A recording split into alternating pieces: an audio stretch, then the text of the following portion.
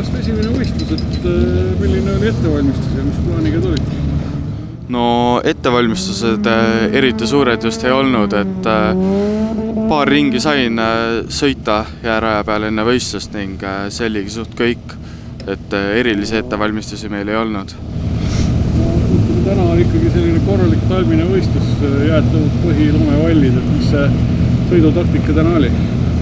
No taktika oli lihtsalt sõita kiiresti ning üks väga tähtis asi oli kohe hommikul rajaga hästi kohaneda, mis tuli mul suht hästi välja, sest sõitsin kohe hommikul ajasõidust, sõitsin kõige kiirema aja välja.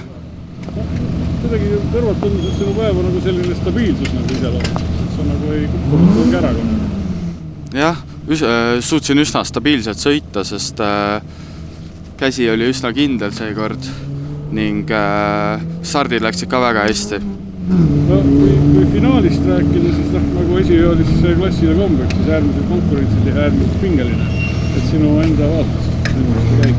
Jah, esiveoklass oli väga konkurentsitihe seekord ning finaalis stardis oli kõva pusimine ning sain siiski stardist esimeseks ja sõitsin lihtsalt ees ning viimasel ringil võtsin jokkerin ja tuligi võit ära.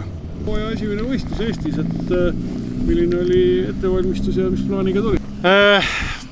Ettevalmistus oli uus mootorautole tegelikult, sai siin mõned kilovatid juurde, et võrreldes eelmise aastaga. Ja eesmärk oli ikkagi tegelikult oma klassi võit, et ikka esikoha peale selles suhtes. Aga väga raske oli, et finaalis tuli alles esikoht, et eelsõidud läinud eriti hästi kohus olla.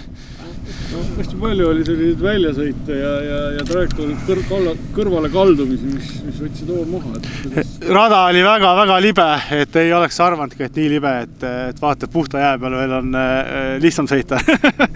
Et lahtist loppasin ja lund ja et ei põnev, väga põnev. Finaal algas sellega, et sa olid nagu ründaja rollis ja Tammemägi muudki aga kaitses. Ja siis mingi hetk sa said nagu ette, et räägid need sündmused läbi.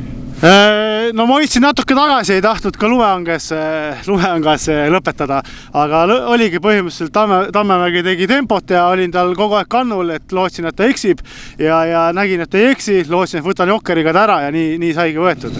Ei, väga ettevalmistus ei olnud, et me neljapäeval mõtlesime, et tuleme ja et tahaks sõita natuke, et liiga suur paus on olnud ja üle talve ja siis mõtlesime, et tuleme.